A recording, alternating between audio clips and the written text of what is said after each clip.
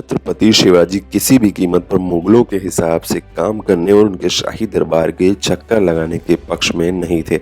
ना ही उन्हें उस दौर के मुगल शासक औरंगजेब पर भरोसा था। उनका मानना था कि औरंगजेब अपने लक्ष्य को हासिल करने के लिए किसी भी हद तक जा सकता था। इसकी जानकारी होने के बावजूद देश के दक्षिण हिस्से में तैनात औरंगजेब के वायसराय मिर्जा राजा सिंह ने पूरी कोशिश की कि शिवाजी को मुगल दरबार में भेजा जाए।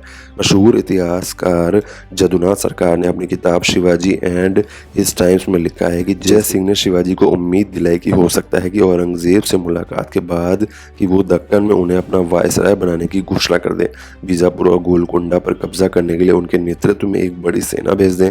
ऐसी तमाम बातें शिवाजी से कही गईं, लेकिन उनमें बिल्कुल भी सच्चाई नहीं थी। आखिरकार वो दिन भी आया जब शिवाजी को औरंगजेब से मिलने मुगल दरबार में जाना पड़ा। उन्हें औरंगजेब के नाम से चिट्ठी मिली।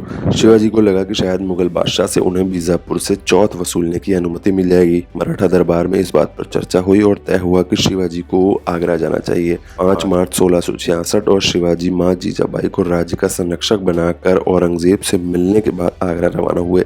रास्ते में उन्हें औरंगजेब का एक लेटर मिला जिसमें लिखा था कि बिना किसी संकोच के आप यहाँ पधारें। मुझसे मिलने के बाद आपको शाही सम्मान दिया जाएगा, घर लौटने दिया जाएगा। आपके लिए मैं एक पोशाक भेज रहा हूँ। शिवाजी 9 मई को आगरा सीमा में दाखिल हुए तो औरंगजेब ने मामूली से अफसर को उनके स्वागत के लिए भेजा। 12 मई को औरंगजेब से मिलने की तारीख तय हुई। तय तारीख को उनका नाम लिया गया तो शिवाजी अपने बेटे संभाजी समेत 10 अर्दलियों के साथ दीवाने आम में पहुंचे। जदुनाथ लिखते हैं कि दरबार में शिवाजी को एक लंबी लाइन में इतना पीछे खड़ा किया गया था जहां से बादशाह नजर तक नहीं आ रहे थे। उन्होंने औरंगजेब को 2000 सोने की मोहरें और 6000 रुपये तोहफे के तौर पर पेश की। इस दौरान उन्होंने औरंगजेब को 3 बार सलाम किया, लेकिन औरंगजेब ने उनकी बात का कोई जवाब तक नहीं दिया। सिर्फ सिर हिलाकर शिवाजी के तोहफे स्वीकार कर लिए और अपने मनसबदार से उन्हें एक जगह पर जाने के लिए कहा। इसके बाद दरबार की कार्रवाई पहले की तरह ही चलने लगी। शिवाजी को औरंगजेब का ये रुख अंदाज पसंद नहीं आया।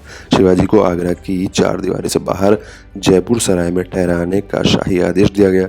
जहाँ शिवाजी ठहरे हुए थे वहाँ मुगल सैनिक चुपचाप उनकी निगरानी कर रहे थे। शिवाजी को भवन छोड़ने की मनाही थी। शिवाजी हालातों को बेहतर समझ रहे थे। हालांकि औरंगजेब उन्हें संदेश भेजते रहते थे। शिवाजी ने बादशाह को वापस जाने की बात का संदेश भिजवाया, लेकिन औरंगजेब की तरफ से कोई जवाब नहीं मिला। शिवाजी ये बात समझ चुके थे कि औरंगजेब चाहता है कि वो कोई गलती करे और उसे मारने का बहाना मिल जाए। धीरे धीरे शिवाजी ने अपनी रणनीति को बदला। वो खुश रहने लगे, हंसी मजाक करने लगे। मुगल सैनिकों को लगने लगा कि वो यहाँ पहले से बेहतर महसूस करने लगे हैं। शिवाजी ने सैनिक और अफसरों को फल मिठाइयाँ भिजवानी शुरू की। शुरुआती दौर में इसकी जांच की गई, फिर बिना जांच के इन्हें बाहर भेजा जाने लगा। कुछ दिन बाद उन्होंने उनके साथ आए मराठी लोगों को वापस भेजने की बात कही। इसे मान लिया गया। शिवाजी ने बीमार होने का बहाना बनाया। दर्द से कराहने की आवाज़ मुगल पहरेदारों को सुनाई देने लगी। वो रोज़ाना ब्राह्मण और साधुओं के लिए फल और मिठाइयाँ भिजवाने लगे। सैनिकों ने सामान की तलाशी लेना बंद कर दिया था। इस बात को पुख्ता किया गया। एक दिन शिवाजी और संभाजी फलों की टोकरी में बैठकर बाहर निकल गए। शिवाजी ने अपने बिस्तर पर सौतेले भाई हीरोजी फरजाद को लेटने को कहा, क्योंकि उनकी शक्ल काफ़ी हद तक उनसे मिलती जुलती थी।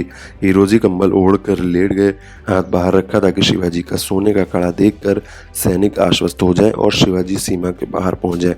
ऐसा ही हुआ। हीराजी पूरी रात और दोपहर तक ऐसे ही लेटे रहे। करीब 3 बजे वो बाहर निकले और सैनिकों से कहा कि शिवाजी की तबीयत खराब है और वो शोर ना करें।